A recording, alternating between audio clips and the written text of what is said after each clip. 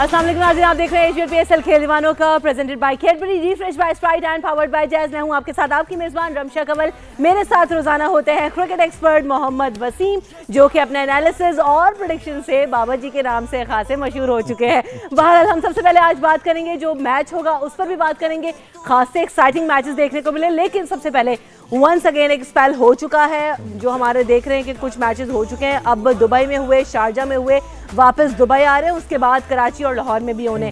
तो कितने exciting matches अब वसीम आपको दोबारा दुबई में होते नजर आएंगे? क्या हाई स्कोरिंग मैचेस होंगे, लो स्कोरिंग मैचेस होंगे? पिच क्या लगती है आपको? देखिए, ये तो डिपेंड करता है कंडीशंस के ऊपर, लेकिन एक चीज़ तो तय है कि टीमों को काफ़ी, जिसको कहते हैं ना, हम आहंगी हो गई है कंडीशंस के साथ।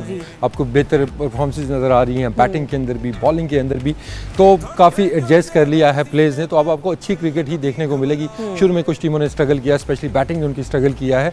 तो अब दुबई के अंदर लेट्स सी कि कितनी चैलेंजिंग कंडीशंस होती हैं। लेट्स होप के पहले 2 दिन की तरह ही अगर पिचेस वहाँ पे मिलती हैं तो हाई स्कोरिंग मैचेस आपको वहाँ भी देखने को मिल सकते हैं। ठीक है, सबसे पहले अगर बात करें कुछ कंट्रोवर्सीज की, तो PSL का जो है वो अब हिस्सा बन चुकी है। जैसे जैसे सीजन आगे बढ़े वैसे वैसे जो है ना वो कंट्रोवर्सीज भी बढ़ती जा रही है। सबसे पहले लाहौर, कलंदर और कराची की बात कर लेते हैं। उनका बड़ा इशू चला हुआ है। अब बात तो यहाँ तक भी आ गई है कि सैंक्शन करेंगे, पनिशमेंट्स होंगी और PCB will look after it the whole matter. देखिए, उसमें इतना बड़ा इशू शायद था नहीं जितना बना लिया गया है। PSL हमारी अपनी लीग है, दोनों फ्रेंचाइजीज को ये रियलाइज़ करना होगा कि हमने अपनी लीग को प्रोटेक्ट करना है। ठीक है, आपस में टसल होती है टीमों की, तो उसको मतलब एक लाइन तक रखें, उससे आगे ना जाएं। तो लेट्स सी के काफ़ी हीटेड अप माहौल वहाँ पे बना हुआ है। पहले मैच के बाद हमने देखा था कि वहाँ पे जो इंसिडेंट हुआ था मैच के बाद। तो लेट्स होप कि जो अगला मैच है उसके ऊपर कोई इस तरह का हमें, जिसको कहते हैं ना, कि कोई वाक़या हमें देखने को ना मिले। क्योंकि दोनों तरफ आप देखते हैं तो बड़े बड़े आपको स्टार्स नज़र आ रहे हैं, बड़े बड़े नाम आपको नज़र आ रहे हैं। तो आई होप कि अगला मैच अमन अमान से होगा, ग्राउंड के अंदर लड़ा जाएगा, ग्राउंड के बाहर नहीं लड़ा जाएगा। ग्राउंड के बाहर वाली लड़ाइयों का आपने जिक्र कर ही दिया वसीम, तो मुझे वो भी याद आ गया कि ग्राउंड के अंदर लड़ाई करने के लिए तो शायद आफरीदी उतरे ही नहीं, चूंकि सामने सलमान बट मौजूद थे। तो इनका क्या मामला है? और अगर जिस मैच में भी सलमान बट साहब खेलेंगे तो क्या शायद आफरीदी साहब नहीं आएंगे? ये क्या मामला है? लेट्स सी अब इन चीज़ों में कितनी सदाकत है। क्योंकि अगले मैच के बाद जब उनका दोबारा आमना सामना होगा मुल्तान सुल्तान और लाहौर कलंदर्स का, तो लेट्स सी कि वहाँ पे हमें शायद आफरीदी नज़र आते हैं कि नहीं आते हैं। अगर वो नहीं नज़र आते तो फिर तो डेफिनेटली यही केस है।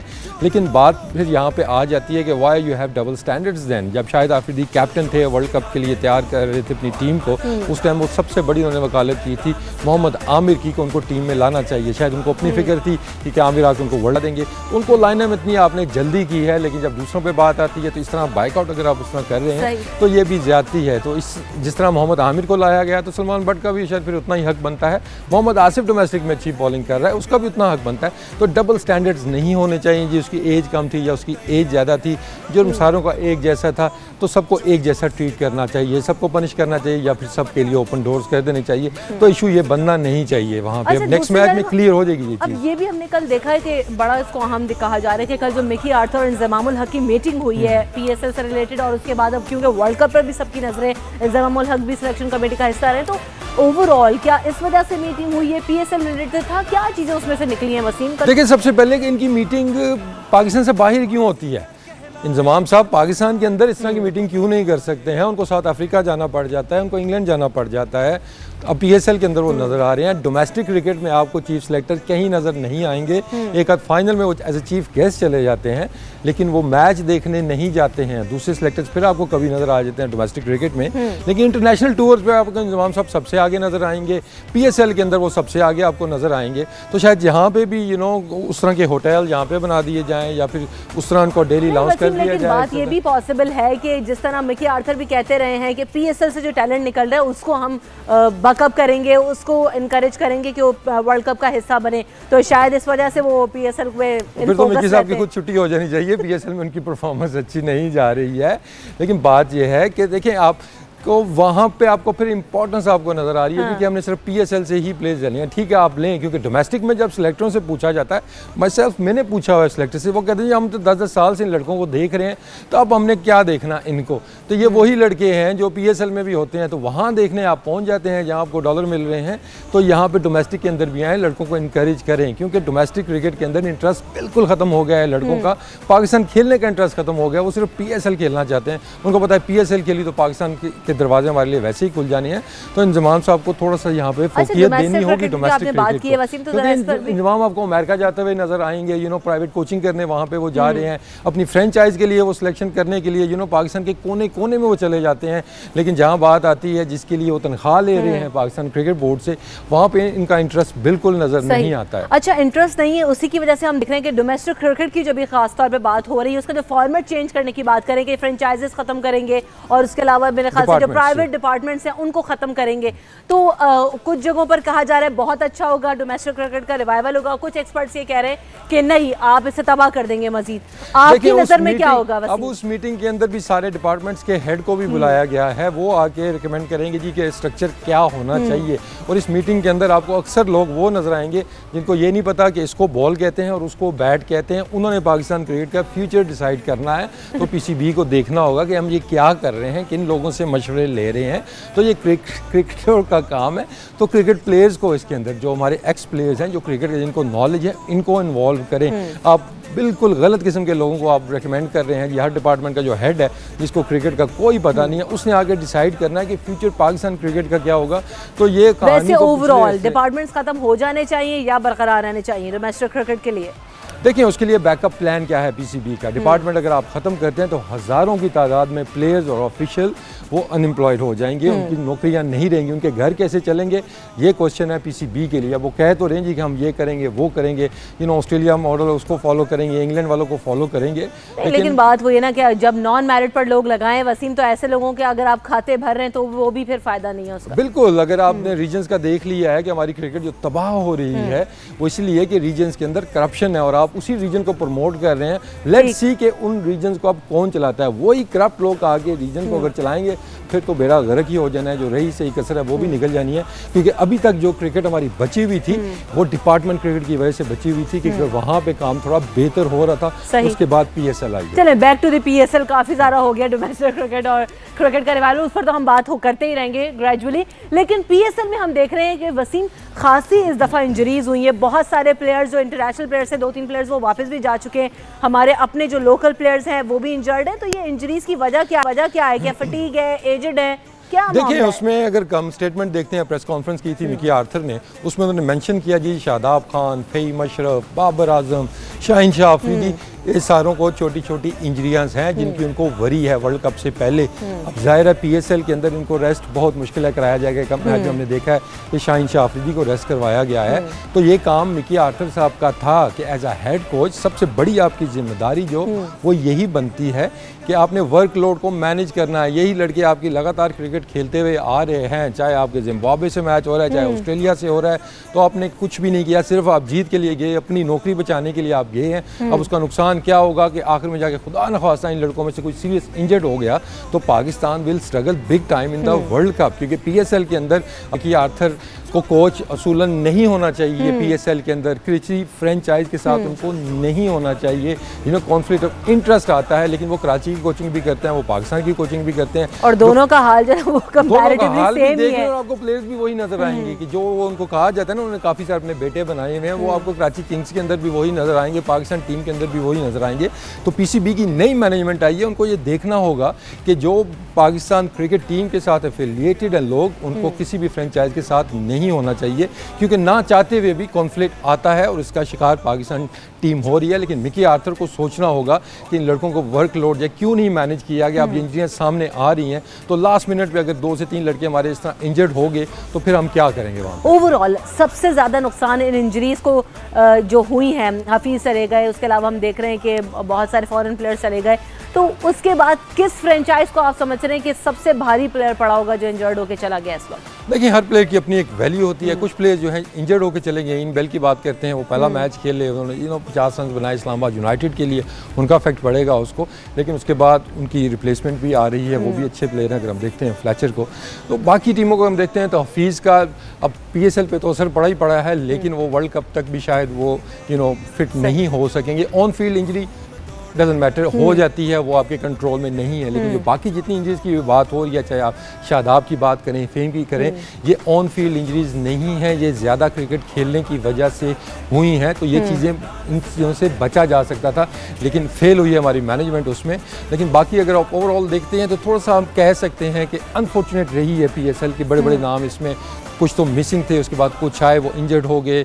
आंड्रे रसल की बात करते हैं, वो पिक हो गए वेस्ट इंडीज़ की टीम में, वो भी अब PSL का हिस्सा नहीं बने, लेकिन फिर भी क्वालिटी मौजूद है PSL के अंदर और आपको एक्साइटिंग मैचेस देखने को तो अभी भी क्वालिटी क्रिकेट जो है वो वैसे ही होगी वसीम, जैसे पहले होती रही, क्योंकि बहुत सारे फैंस ये बातें कर रहे थे कि जनाब वो कलर जो है ना वो आहिस्ता आहिस्ता खत्म होता जा रहा है। कहीं ऐसा तो नहीं कि प्लेयर्स ज़्यादा जब निकल जाएंगे तो टीम के कॉम्बिनेशंस उसके पर खासे इफेक्ट होंगे? नहीं, उसमें देखें रमशा की सबसे जो अच्छी बात है PSL की, ठीक है जो फॉरनर्स आते हैं वो डिफरेंट कलर एक लेके आते हैं PSL के अंदर, लेकिन जो एक्साइटमेंट आती है PSL के अंदर, जो अच्छी परफॉर्मेंसेज आपको नज़र आती है, मेनली वो आपको लोकल प्लेयर्स की जानिब से नज़र आती हैं। और लोकल प्लेयर्स जिस टीम के अच्छे होते हैं वही PSL जीतती भी है, पास में भी हमने देखा है। तो फॉरनर्स के आने से एक वैल्यू बढ़ जाती है आपकी कि डिविलियर्स आए हुए हैं, पास में देखा मकलम आए, गेल आए, लेकिन ज़्यादा value as on the cricket field हमारे लोकल प्लेयर्स किया है और होपफुली वो उसी तरह परफॉर्म करते रहेंगे। ठीक है, अब जरा कुछ पॉइंट्स टेबल का भी जिक्र करते हैं वसीम। अगर पॉइंट्स टेबल पर नजर डालें तो सबसे पहले इस वक्त कोयटा ग्लैडिएटर्स नंबर 1 पर मौजूद है, क्योंकि 5 मैचेस उन्होंने खेले, 4 मैचेस वो जीते और एक सिर्फ वो मैच हारे, वो भी कराची किंग्स जैसी टीम से हारे। तो कंपैरिजन करना खासा मुश्किल हो रहा है कि कोयटा ग्लैड्स जो है वो कराची किंग्स से तो हारे, कल भी हमने उस पर बात की थी। नंबर 1 पर कोयटा ग्लैडिएटर है इस वक्त। देखिए कोयटा तो जाते हैं सबसे ऊपर, हार जाते हैं फिर एंड में जाके। देखिए कोयटा ने स्टार्ट तो ज़बरदस्त लिया, 4 मैचेस पहले उन्होंने जीते, लेकिन चारों में वो चेस कर रहे, तो पहली दफ़ा उनको पहले बैटिंग करनी पड़ी और वहाँ पे हमें प्रॉब्लम नज़र आई है कि थोड़ी सी वीकनेस नज़र आई है हमें उनकी बॉलिंग के अंदर। तो वो डिपार्टमेंट उनको थोड़ा सा बेहतर करना होगा, अंडर प्रेशर हमने देखा है, लेकिन उसमें भी वो देखते हैं तो एक्स्ट्राऑर्डिनरी इनिंग्स आपको नज़र आई है इनकम की जानिब से। अदरवाइज़ आपको कोयटा की टीम अभी भी काफ़ी स्ट्रॉन्ग नज़र आ रही है, स्पेशली बैटिंग के अंदर। तो बॉलिंग में 1-2 वीक लिंक्स उनके हैं, अगर वो उनको भी ठीक कर लेते हैं तो कोयटा के चांसेस आगे भी हैं। और मुझे लग रहा है कि अभी तक जितने मैचेस हुए उसके अंदर बेस्ट टीम आपको कोयटा की ही लग रही है। ठीक है, तो बेस्ट टीम तो नजर आ रही है, लेकिन पॉइंट्स टेबल पर नजर डालते हुए सेकंड, थर्ड और बाकी नंबर्स पर कौन सी टीम्स मौजूद हैं और उनकी क्या स्ट्रेंथ और वीकनेसेस, और क्या ये पॉइंट्स टेबल चेंज भी ला सकता है इसमें या फिर नंबर्स ये ऐसे ही रहेंगे, इस पर हम बात करेंगे after this break in HBL PSL खेल दीवानों का, presented by Cadbury, refresh by Sprite and powered by Jazz. Stay with अस।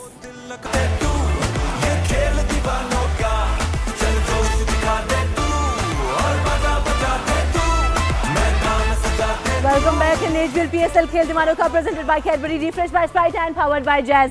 जरा पॉइंट्स टेबल पर नजर डालते हैं, कौन सी टीम कहां पर मौजूद है। सबसे पहले नंबर पर कोयटा ग्लैडिएटर्स मौजूद हैं, जिन्होंने 5 मैचेस खेले और 4 मैच जीते, सिर्फ 1 मैच हारे। उसके बाद पेशावर ज़ल्मी 5 मैच उन्होंने भी खेले, 3 मैचेस जीते, 2 हार गए। उसके अलावा इस्लामाबाद यूनाइटेड सब 5-5 मैचेस खेल चुके हैं, 3 मैचेस इस्लामाबाद यूनाइटेड ने जीते, 2 हारे।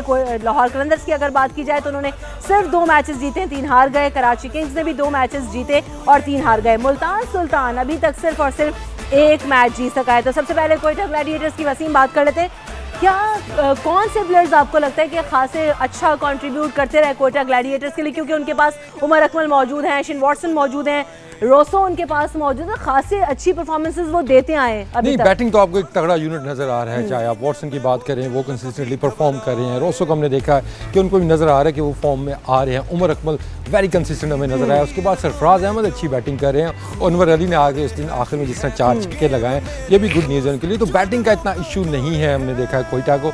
बॉलिंग सेकंड टाइम तो हमने देखा है कि जो पहले टाइम बॉलिंग करते हुए कि उनको इतना इशू नहीं होता, लेकिन जब सेकंड हमने देखा कि सेकंड टाइम लास्ट मैच के अंदर थोड़ा सा प्रेशर आया तो वहाँ पे सुहेल तनवीर का एक्सपीरियंस तो काम आया, लेकिन बाकी बॉलर्स ने थोड़ी सी स्ट्रगल की थी। तो स्पिन डिपार्टमेंट में नवाज हमें थोड़ा सा ऑफ कलर नज़र आ रहे हैं। स्टार्ट उन्होंने अच्छा किया था, लेकिन उसके बाद हमने देखा कि मिडिल ओवर्स के दरमियान में वो थोड़ा सा आके स्ट्रगल कर रहे हैं, बड़ी हिटें उनको लग रही हैं। तो नवाज को थोड़ा सा यहाँ पे बेहतर परफॉर्मेंस दिखाना होगी। साथ में जो गुलाम मुदस्सर को देखते हैं, अगर आप वो ठीक है एक आध मैच में अच्छी बॉलिंग करते हैं, अगले मैच में वो अच्छी बॉलिंग नहीं करते हैं, तो उनको थोड़ा सा सोचना होगा कि सिर्फ पेस के साथ बॉल नहीं करनी, सोचना समझना होगा कौन सी लेंथ के ऊपर बॉल करना है, कौन सी लाइन के ऊपर बॉल करना है। तो बॉलिंग में भी थोड़ी सी इंप्रूवमेंट की जरूरत है। ठीक है, पेशावर ज़ल्मी की बात करते हैं तो सबसे पहले बैटिंग अगर उनकी डिस्कस की जाए, सेकंड नंबर पर ज़ल्मी इस वक्त मौजूद है और इमामुल हक उनके पास है, लियाम डॉसन है, उसके अलावा उमर अमीन है और उमर अमीन भी अच्छा खासी परफॉर्मेंसेस अब तक दे चुके हैं। लेकिन उस तरह की बैटिंग अभी तक नजर नहीं आ रही हमें ज़ालमी की जानिब से।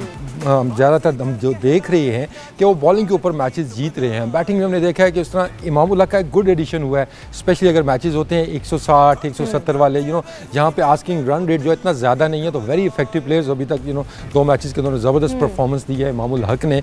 उसके साथ साथ उमर अमीन की हमने एक इनिंग्स देखी है, लेकिन डाउन दी ऑर्डर जैसे हमें झलक नज़र आई है अभी तक, जैसे कि एरन पोलार्ड की देखा हमने आके 2 मैचों में आके ज़बरदस्त हिटें लगाई हैं। सैमी थोड़ा सा अभी दबे दबे नज़र आ रहे हैं, अगर वो मिडिल ऑर्डर उनका फायर करना शुरू करता है तो उनकी बैटिंग भी तगड़ी हो सकती है। लेकिन जो सबसे बड़ी वरी होगी at the moment for Peshawar Zalmi कि कामरान अकमल रन नहीं कर रहे हैं, एंड आई एम श्योर कि आने वाले मैचों में वो बाउंस बैक करेंगे और अच्छी परफॉर्मेंस देंगे।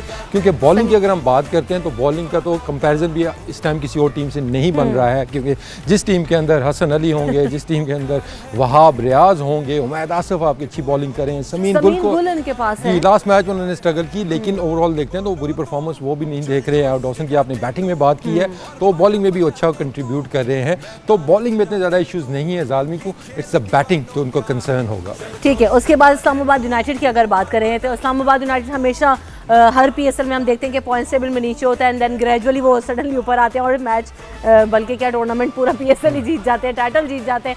तो इस दफ़ा भी क्या ऐसा ही होगा? ये लंबी रेस का घोड़ा साबित होगी इस्लामाबाद यूनाइटेड। रॉनकी इस दफ़ा इन्होंने पिक किया, आसिफ अली, समित पाटिल।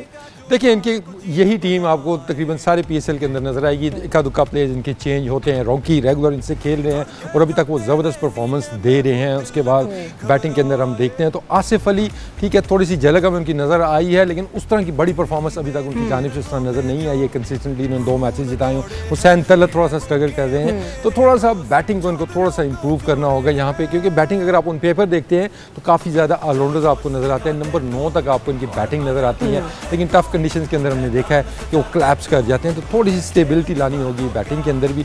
और बॉलिंग में हमने देखा है कि मोहम्मद समी ही स्टेप्ड अप। पहले 2 मैचों में एज अ कैप्टन भी उन्होंने स्ट्रगल की, एज अ बॉलर भी स्ट्रगल की, लेकिन उसके बाद उन्होंने फॉर्म गेन की एज अ कैप्टन भी और एज अ बॉलर भी। होपफुली वो अगले मैच में फिट होकर दोबारा आ जाएंगी। उनका सबसे बड़ा जो कंसर्न मोहम्मद समी का होता है उनका फिटनेस का होता है कि कितने मैच लगातार खेल लेंगे।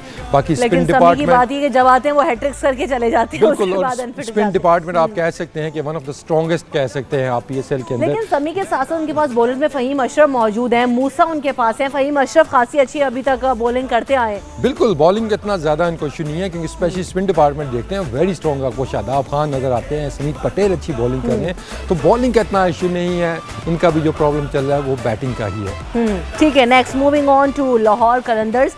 शुक्र है कि इस दफ़ा बिल्कुल आखिरी नंबर पर नहीं है, कराची किंग्स और मुल्तान सुल्तान इनके पीछे हैं।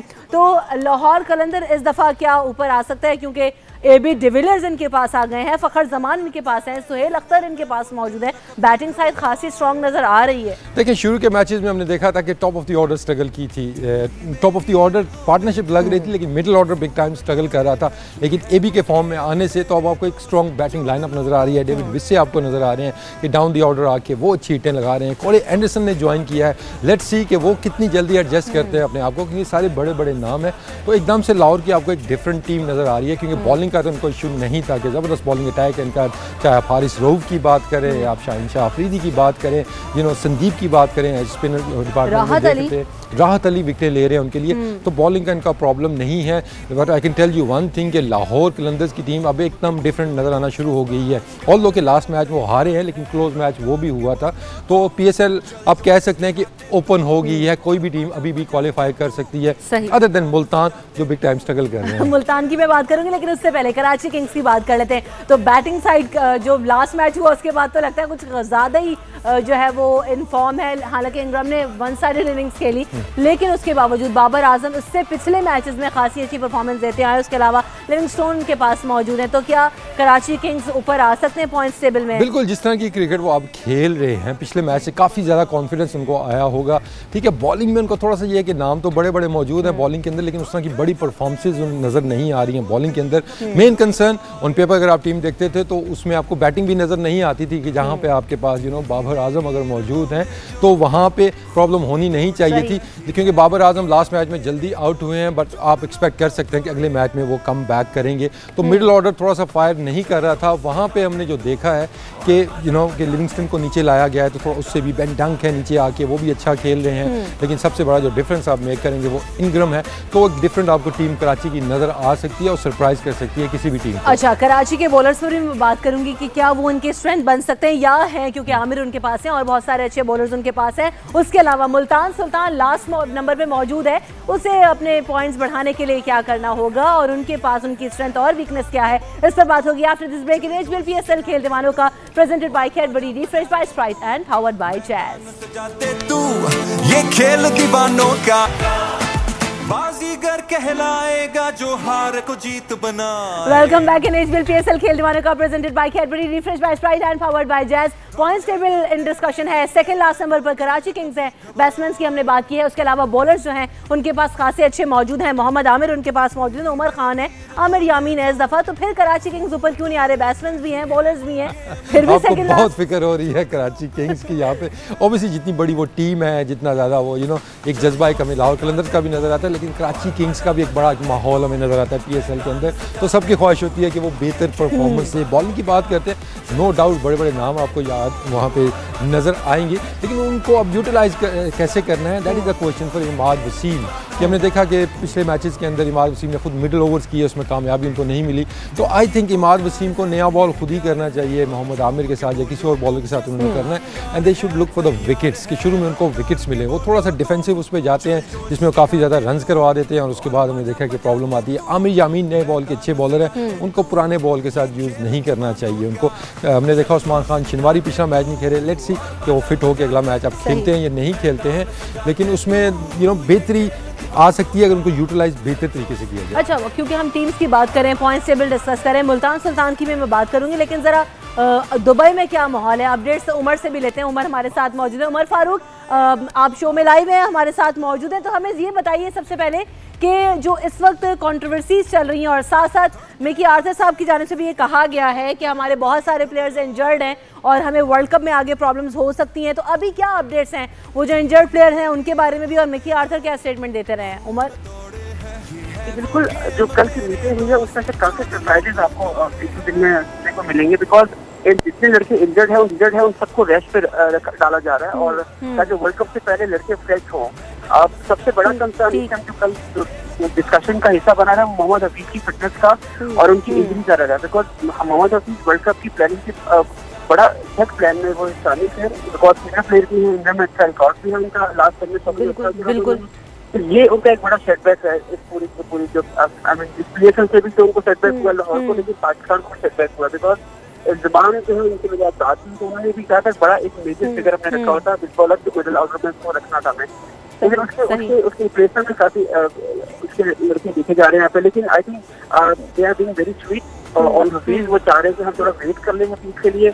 ऑस्ट्रेलिया सीरीज में अगर वो नहीं भी खेल पाते तो कोई बात नहीं, 8 हफ्ते का उसको रेस्ट का टाइम दिया गया है, उसकी सर्जरी हो चुकी है, आपको शायद पता ही है इस बारे में। उसके बाद 8 वीक उनको रेस्ट दिया गया और 8 वीक तक आई थिंक अभी वर्ल्ड कप में आगे ऑस्ट्रेलिया सीरीज के बाद आगे पाकिस्तान कप भी खेला जाएगा, जो पाकिस्तान में खेला जाएगा, जो लोग कप होगा। बड़े बड़े टूर्नामेंट्स हैं और गेम्स हैं, उसके लिए भी प्लेयर्स को फिट रहना जरूरी है। वसीम जी बिल्कुल, अगर थोड़ा सा पीएसएल पे वापस दोबारा आते हैं तो उमर लाहौर कराची की राइवलरी का हमें पता है, डोमेस्टिक क्रिकेट में भी पहले होती थी, पीएसएल के अंदर देखा दोनों बड़ी फ्रेंचाइजीज थी और पहले कौन बाहर होगी इसके ऊपर डिबेट होती थी, लेकिन इस दफ़ा हमने देखा कि दोनों बेहतर क्रिकेट खेल रही हैं। तो जो मुकाबला देखने का मज़ा आता है वो तो होता है ऑन द फील्ड, लेकिन जो कुछ खबरें आ रही है वहाँ से यूएई से कि ग्राउंड के बाहर भी कुछ राइवलरी चल रही है, कुछ इस तरह के खदशात हैं कि शायद वहाँ पे कोई लड़ाई झगड़े का माहौल बन रहा है। I mean as a cricketer मेरा तो पॉइंट ऑफ व्यू यही है कि आपने जितना लड़ना है ग्राउंड के अंदर लड़ें, क्योंकि बाहर आप लड़ेंगे तो आपकी अपनी पीएसएल मुतासिर होगी। तो क्या आपके पास खबरें हैं लाहौर कराची के हवाले से? जी बिल्कुल, कल की ही अपडेट है कि लाहौर कराची की तरफ से सब एकदम बड़ा ठंडा माहौल पड़ा हुआ, कुछ नहीं हुआ, सब कुछ खत्म होगी बात और काफी पुरानी बात होगी। लेकिन लाहौर ने अभी तक प्लेन बोर्ड से करके रखी हुई थी, उस पर बोर्ड ने अभी तक रिस्पॉन्स नहीं किया, जिससे जो फ्रस्ट्रेट कर रही है लाहौर के अंदर को, बिकॉज उनके नजदीक वसीम अकरम और जो बाकी प्लेयर है उन्होंने कोड ऑफ कंडक्ट की वॉयलेशन की है और अगर वॉयलेशन अगर हुई है, जो कि उन्होंने ये क्लेम किया है कि आपके पास सीसीटीवी कैमराज है वहाँ पे, आप उन कैमराज के बेस पे आपके कैमराज को निकालें, उनका निकालें, देख लें किसने बदतमीजी किया, किसने इशारे किए और जो उनके कैमराज को उनकी तरफ जो डीमीनिंग किस्म के इशारे किए गए, तो इसमें उन्होंने बोला कि आप चेक करना पड़ेगा, रिएक्ट नहीं करेंगे तो हम मैच के दौरान आपको हमारा हमारा नहीं तो उमर आप कह रहे हैं कि बोर्ड की तरफ से जवाब नहीं दिया, जहां पर लाहौर कलंदर्स में कुछ एंजाइटीज हैं, लेकिन ये आ रही थी कि कहा जा रहा है कि प्लेयर्स को सैंक्शन करेंगे, पनिश करेंगे और PCB will look after into this matter. तो इस पर फिर वो कैसे चीजें और खबरें सामने आ गई? क्या पीसीबी की तरफ से कोई वर्जन नहीं आया ऑफिशियली इस पर? देखिए, पीसीबी का वर्जन ये है कि उनका जो कल का वर्जन था वो वो रिकॉन्स्टिट्यूशन की तरफ जाना चाह रहे रादर देन वो किसी प्लेयर को सैंक्शन करें। ठीक है। वो आई थिंक को देखिए पीएसएल जब यहाँ होती है तो हर चीज गुड वाली बात होती है, सब कुछ अच्छा हो रहा होता है और ये कहते हैं कि हमारा अच्छा ही देखिए हमारी कंट्रोवर्सी ना हो ताकि पीएसएल डिस्टर्ब ना हो। सही वो अब नहीं कर पाते बिकॉज अभी देखा ही प्रोडक्शन में कंट्रोवर्सी हुई, इससे पाकिस्तान को काफी ज्यादा का सामना करना पड़ा। तो वो इस तरह की जिसमें लाहौर कराची पाकिस्तान के बड़े शहर हैं और उनकी जो मीडिया एंगेजमेंट है, और आपको पता है एक फेमस न्यूज चैनल है पाकिस्तान का, उसको रिप्रेजेंट करते हैं, उनके मीडिया पार्टनर है। और जब कराची किंग्स की बात करते हैं तो वो भी एक चैनल के मालिक है। तो ये वो चीज है कि वो one channel versus other channel नहीं करना चाहते, बिकॉज जाहिर आपने देखा होगा उसका रिएक्शन भी काफी सीरियस साहब उन्होंने अपने प्रोग्राम में उनका जिक्र किया। उन्होंने मतलब उनको काफी बात वही उमर के दोनों बड़े फ्रेंचाइजेस हैं, दोनों बड़े फ्रेंचाइजी की शहर इन्वॉल्व हैं, तो इस वजह से हैवीवेट्स की बात हो रही है तो बात कहते हैं जो सही हैवीवेट है इंजमामुल हक उमर वो यूएई के अंदर मौजूद हैं। पहला सवाल ये कि वो वहाँ पे पीसीबी की assignment as a chief selector किए हुए हैं या वो लाहौर कलंदर को रिप्रेजेंट कर रहे हैं वहाँ पे, क्योंकि डोमेस्टिक क्रिकेट में हमें इंजमामुल हक नज़र नहीं आते हैं, लेकिन जहाँ बात आती है पीएसएल की या पाकिस्तान टीम साउथ अफ्रीका में है या इंग्लैंड में है, वहाँ इंजमामुल हक फ़ौरन पहुँच जाते हैं। और डोमेस्टिक क्रिकेट के प्लेयर्स को अभी तक यही गिला जी कि हमें चीफ सेलेक्टर दिखाते हैं, लेकिन जहाँ पे आपको डॉलर्स मिल रहे होते हैं वहाँ पे इंजमामुल हक चले जाते हैं। तो क्या खबरें हैं, इंजमामुल हक वहाँ पे लाहौर कलंदर को रिप्रेजेंट कर रहे हैं या एज अ चीफ सेलेक्टर गए हुए हैं? क्योंकि हमने देखा है कि लाहौर कलंदर्स के लिए तो वो पाकिस्तान के कोने कोने में चले जाते हैं, लेकिन जो उनकी असल जॉब है चीफ सेलेक्टर वाली उसके लिए वो ग्राउंड में नहीं जाते हैं, या फिर प्राइवेट कोचिंग करने वो अमेरिका तक चले जाते हैं, लेकिन पाकिस्तानी ग्राउंड्स के ऊपर वो नहीं जाते। अच्छा वसीम, अब आप you can be critical on Inzamam, but एक नैरेटिव भी है कि यहाँ पे एज अ चीफ सेलेक्टर वो आए हैं और ज़ाहिर है कि वर्ल्ड कप का स्क्वाड उनको उस पर बिल्डअप करना है। ऑस्ट्रेलिया सीरीज, इंग्लैंड सीरीज है, तो काफ़ी ज़्यादा चैलेंजेस हैं इंतजाम के लिए। और जब आप फेस टू फेस कन्वर्सेशन कर सकते हैं तो डेफिनेटली आपको प्रैक्टिकली मिकी ऑर्डर जहाँ मौजूद है उनके साथ आके बैठना पड़ता है उनको। तो आई थिंक ये वजह जिसकी वजह से उनको ट्रैवल करना पड़ता है। बाकी मैं उनको डिपेंड नहीं कर रहा कि वो ट्रैवल नहीं करते डोमेस्टिक गेम्स में, लेकिन देखिए डोमेस्टिक क्रिकेट का फिल्टर होकर पीएसएल में आपको लड़के नजर आते हैं। जो मेजर चंक है प्लेयर्स का डोमेस्टिक में परफॉर्म कर रहे होते हैं, मोर लेस लड़के यहाँ पे खेल रहे होते हैं। और ये एक बिगर प्लेटफॉर्म है, ज्यादा मीडिया कवरेज भी मिल रही है, ज्यादा इंटेंस सिचुएशन भी है। पाकिस्तान डोमेस्टिक क्रिकेट आपको पता है ब्रोकन स्ट्रक्चर है, लड़कों पे आप इतना ज्यादा अगर वो परफॉर्म करते भी हैं तो उन परफॉर्मेंस पे आप उनका बेस्ट अखज़ नहीं कर सकते। पीएसएल बड़ा प्लेटफॉर्म है, कंपैरेटिव क्रिकेट होती है, पाकिस्तान में कंपैरेटिव क्रिकेट नहीं होती संभाव, अगर होती है तो उस लेवल की नहीं होती। तो यहाँ पे जो कंपेटिटिव टेस्ट आपको देखने को मिलती है वो शायद वहाँ नहीं मिलती। और यही वजह तो फिर इसीलिए तो यही है ना उमर, जो आपका भी पॉइंट ऑफ व्यू है, यही पीसीबी का भी अगर पॉइंट ऑफ व्यू है, तो फिर why we are struggling in one day cricket, why we struggling in test cricket, क्योंकि हमने पीएसएल को ही सारा कुछ बना लिया है, 20 ओवरों का ही हमने बना लिया है। तो हमें बैट्समैन भी 20 ओवरों के मिलेंगे, हमें बॉलर भी 20 ओवरों के मिलेंगे। तो यही ट्रेंड तो चेंज करना होगा। डोमेस्टिक क्रिकेट में 4 डे क्रिकेट होती है, उसको इंपॉर्टेंस देनी होगी यहाँ पे। बिल्कुल, तो डोमेस्टिक क्रिकेट जो है वो ही रिवाइवल ऑफ क्रिकेट हो सकता है। और अगर आप अच्छे बैट्समैन और अच्छे बॉलर्स लाना चाहते हैं तो वहां पर भी आपको फोकस करना होगा। बाहर वापस आएंगे डोमेस्टिक से, पीएसएल पे बात करेंगे after this break in HBL PSL खेल दीवानों का presented by Cadbury, refresh by Sprite and powered by Jazz. Stay with us. ये खेल दीवानों का चल जोश दिखा।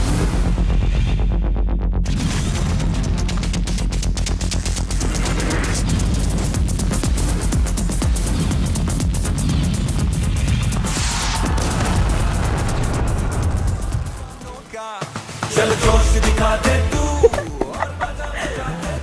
Welcome back in HBL PSL खेल दीवानों का presented by Cadbury, refresh by Sprite and powered by Jazz. खासी हार्ड हिटिंग आप कर रहे हैं कि जो ना वो ग्राउंड से बाहर चली जाए बॉल। बहरहाल हम बात कर रहे हैं पॉइंट्स टेबल की, और अगर पॉइंट्स टेबल पर नजर डालें तो अनफॉर्चुनेटली मुल्तान सुल्तान आखिरी नंबर पर मौजूद है। क्यों? इनके पास जो बैट्समैन हैं और खासा एक्सपीरियंस है, शायद आफरीदी हैं, शोएब मलिक हैं, लेकिन उसके बावजूद लास्ट नंबर पे फॉल की वजह से लास्ट ईयर भी परफॉर्मेंस आपको मुल्तान सुल्तान का स्टार्ट तो बड़ा ज़बरदस्त हुआ था, पहले 4 मैचेस जीते, लेकिन वो जो एक्सपीरियंस है ना फिर वो थक जाते हैं, वो जो बाबे थक जाते हैं उसके बाद उनसे भागा भी नहीं जाता, उनसे परफॉर्मेंस नहीं दी जाती है। तो वो मसाइल आपको मुल्तान की टीम के अंदर नज़र आ रहे हैं। लेकिन जो डिसअपॉइंटमेंट नज़र आ रही है हमें मुल्तान की जानिब से सबसे बड़ी जो है वो बॉलिंग के अंदर है कि बॉलिंग में इनके बड़े बड़े नाम मौजूद हैं। मोहम्मद इरफान देखें आप, देखिए उसमें जुनैद खान आपको नज़र आते हैं, शाहिद आफरीदी नज़र आते हैं, लेकिन जब आप विकेटों की तादाद देखते हैं तो अभी तक क्रिस ग्रीन है उनके पास, क्रिस ग्रीन ऑफ स्पिन अपनी वो कर रहे हैं, वो भी फेवरेट है अपने कोच के, लेकिन सिर्फ जुनैद खान आपको 8 विकेटें उनकी नज़र आएंगी। उसके अलावा आपको कोई अच्छी परफॉर्मेंसेस, बड़ी परफॉर्मेंसेस बॉलिंग में नहीं देखने में आ रही हैं। और मोहम्मद इरफान का मैं थोड़ा सा मुझे लग रहा है कि उनसे परफॉर्म क्यों नहीं हुआ है। नॉर्मली वो बड़ी अच्छी विकेटें लेते हैं और बैटिंग के अंदर भी हमने देखा है कोई एक्स्ट्रा ऑर्डिनरी हमें परफॉर्मेंसेस उस तरह की नज़र नहीं आ रही है, सिवाय कि एक इनिंग्स हमने जो देखी थी जेम्स विंस की जानिब से, ज़बरदस्त उन्होंने 80 ऑड रन बनाए थे। लेकिन मिडिल ऑर्डर में ठीक है शोएब मलिक रन कर रहे हैं, लेकिन Shoaib Malik once again he is not a game changer, वो गेम बना के आपको दे सकता है, जबकि दूसरे एंड से जब तक कोई फायर नहीं करेगा तो शोएब मलिक जिस स्ट्राइक रेट के साथ खेलते हैं, रन बॉल शुरू में जाते हैं तो प्रेशर टीम के ऊपर आ जाता है। तो मिडिल ऑर्डर बिग कंसर्न है। शाहिद आफरीदी बड़ा नाम है, लेकिन उनकी भी फिटनेस के ऊपर सवाल उठ रहे हैं और बैटिंग के अंदर उतना ज़्यादा कंट्रीब्यूट नहीं कर पा रहे हैं। तो बैटिंग मेन उनकी वरी है, लेकिन साथ साथ बॉलिंग में भी उतनी ज़बरदस्त परफॉर्मेंसेज हमें नज़र नहीं आ रही है। तो ओवरऑल अगर आप देखते हैं तो Multan is a big trouble, क्योंकि जो आज का मैच होगा वो वेरी इंपॉर्टेंट मुल्तान के। चलें अब आज के मैच की तरफ भी आ जाते हैं, क्योंकि अब हम देख रहे हैं कि सेकंड फेज पीएसएल का स्टार्ट हो चुका है, जहां पर अब 15 मैचेस होंगे। उन 15 मैचेस के अंदर जो टीम्स हैं वो आपस में एक दूसरे को दोबारा फेस करेंगी। इससे पहले मुल्तान सुल्तान और अगर इस्लामाबाद यूनाइटेड की बात की जाए तो एक दूसरे के सामने आ चुके हैं। मुल्तान सुल्तान ने 100 रन स्कोर किए, उसके बाद इस्लामाबाद यूनाइटेड को शिकस्त दी। तो क्या आज वही हिस्ट्री रिपीट होगी या इस्लामाबाद यूनाइटेड कुछ और ही फॉर्म में आज नजर आएंगे? No other option. अगर हम देखते हैं कि लास्ट दफ़ा मुल्तान हारी थी इस्लामाबाद से और इस दफ़ा पहले मैच में कामयाबी उन्होंने हासिल की है। वाहिद कामयाबी जो है वो इस्लामाबाद के उनके अगेंस्ट ही उनको हासिल हुई थी, तो जिसका उनको थोड़ा सा होगा मेंटली, उनको थोड़ा सा होगा जी कि नफसियाती बर्तरी जिसको हम कह सकते हैं। लेकिन अगर आप परफॉर्मेंसेस की बात करते हैं तो अभी तक वो शैटर्ड आपको एक टीम मुल्तान की नज़र आ रही है कि आपको एक यूनिट नज़र नहीं आ रहा है, चाहे आप बॉलिंग की बात करें चाहे आप बैटिंग की बात करें। प्लेइंग 11 हर मैच में आपको चेंज नज़र आ रही है। पहले आपने देखा कीपर चेंज हो रहे हैं हर मैच के अंदर, फिर ओपनर चेंज हो रहे हैं, फिर नंबर 3 के ऊपर बैट्समैन चेंज हो रहे हैं। कभी एक स्पिनर खेल रहा है लेफ्ट आर्म, उसके बाद फिर ऑफ स्पिनर आ जाता है, फिर उसके बाद एक लेग स्पिनर आ जाता है। और वन ऑफ द फैक्टर यही है कि जब आप एक जैसी टीम के साथ नहीं खेलेंगे, एक बॉलर को 2 मैचेस ही आप नहीं देंगे तो अपने आप को प्रूव नहीं कर सकता। तो थोड़ा सा पैनिक बटन नज़र आ रहा है मुल्तान सुल्तान की जानिब से। मैच हारते हैं, अगले मैच में 1 से 2 चेंजेस फिर वो कर देते हैं। तो जब तक कि आपकी सेटल प्लेइंग 11 नहीं होगी, आपको याद होगा मैंने दूसरे मैच में ये बात की थी कि इनको सेटल टीम एक खिलानी होगी, अदरवाइज ये इसी तरह इवेंट से बाहर हो जाएंगे। तो आज का मैच वेरी इंपॉर्टेंट है। आज हारते हैं तो वापसी बड़ी मुश्किल है। पिछले मैच की अगर बात करें तो अगर बैट्समैन की बात करें तो मुल्तान में शोएब मलिक ने अच्छी खासी इनिंग्स खेली, 168 उन्होंने जो है ना अपने 5 मैचेस के अंदर वो की भी हैं। उसके अलावा ल्यूक रॉनकी है इस्लामाबाद के पास। तो क्या दोनों तरफ जो बैटिंग लाइनअप है वो आपको स्ट्रॉन्ग दिख रहा है दोनों ही टीम्स का वसीम? नहीं, इस्लामाबाद को उसमें एज हासिल होगा कि आपको बहुत ज़्यादा ऑलराउंडर्स आपको नज़र नहीं आएंगे मुल्तान सुल्तान के पास। शोएब मलिक ठीक है बॉलिंग थोड़ी बहुत वो कर रहे हैं, लेकिन बैटिंग में ठीक है वो हाईएस्ट स्कोरर वो जा रहे हैं, लेकिन उनको सपोर्ट दूसरे एंड से उस तरह की नहीं मिल रही है। शाहिद आफरीदी उस तरह कंट्रीब्यूट बैटिंग के अंदर नहीं कर रहे हैं। अगर आप इस्लामाबाद यूनाइटेड को देखते हैं तो नंबर 9 तक उनके बैट्समैन हैं, तो वो किसी भी सूरत हाल से वापस आने की वो सलाहियत रखते हैं। और मुझे लग रहा है कि हिस्ट्री रिपीट हो रही है कि जिस तरह स्लो स्टार्ट किया था इस्लामाबाद यूनाइटेड ने, उसके बाद वो राइट टाइम के ऊपर वो पीक कर रहे हैं। तो आज भी मुझे लग रहा है कि अच्छा, आई होप कि अच्छा मुकाबला देखने को मिलेगा फॉर द कंपटीशन सेक कि मुल्तान सुल्तान आज का मैच जीते टूर्नामेंट के अंदर है, क्योंकि आज का मैच भी वो हार जाएंगे तो उसके बाद उनको बड़ी मुश्किल होगी वापसी पीएसएल के अंदर और वो नंबर 6 पे। प्रेडिक्शंस आपकी क्या है मैच को लेकर? मुल्तान सुल्तान आज ये मैच जीते हुए नजर आ रहे हैं, क्या इस्लामाबाद यूनाइटेड नजर आ रहे हैं? और मैं इसके बाद टॉस पे भी बात करूंगी। देखिए, अगर आप प्रेडिक्शन की बात करते हैं तो सबसे पहले अगर हम देखते हैं कि टीमों का कंपैरिजन करते हैं, बैटिंग का हमें डिफरेंस नज़र आ रहा है कि उसका कंसिस्टेंट बैटिंग हमें नज़र नहीं आ रही मुल्तान सुल्तान की जानिब से। और उधर देखा हमने दूसरी जानिब कि कंट्रीब्यूशंस हमें नज़र आ रही है। रोंकी कंसिस्टेंटली परफॉर्म कर रहे हैं, आसिफ अली है, हुसैन तलत है, सब ने अच्छी इनिंग्स खेली हुई हैं। दूसरा सबसे बड़ा जो कंसर्न है इस टाइम मुल्तान सुल्तान को उनकी फिटनेस का भी है। शाहिद आफरीदी उतने ज़्यादा फिट आपको नज़र नहीं आ रहे हैं। आंड्रे रसल मिडिल ऑर्डर में थे, वो वेस्ट इंडीज़ की टीम में सेलेक्ट हुए हैं, तो वो वापस चले गए हैं वेस्ट इंडीज़ टीम के लिए। तो ये सारी चीज़ें तो आज मुल्तान सुल्तान के अगेंस्ट जाती है। तो मेरे ख्याल में आज जो मैच जीतेगा that will be Islamabad United. Islamabad United match जीतेगा। टॉस कितना मैटर करेगा क्विकली? देखिए टॉस अगर आप देखते हैं तो 70 to 80% यही हो रहा है कि टीम जो चेस करने जा रही है वही जीत रही है। लेकिन करंट फॉर्म देखते हुए मुल्तान सुल्तान की दोनों सूरतों में वो स्ट्रगल ही करेंगे। तो मेरे ख्याल में जो टीम टॉस जीतेगी डेफिनेटली खासी स्ट्रगल मुल्तान सुल्तान को करनी पड़ेगी, लेकिन अगर अपना सर्वाइवल चाहिए और PSL में रहना है तो ये मैच जीतना होगा। बहरहाल इस्लामाबाद यूनाइटेड को फेवरेट करार दिया है आज वसीम ने। अब देखते हैं कि आज का मैच कौन जीता है। तो अब तक के लिए इतना ही। मुझे और वसीम को दीजिए इजाजत फ्रॉम HBL PSL खेल दीवानों का, presented by Cadbury, refreshed by Sprite and powered by Jazz. अल्लाह हाफिज़।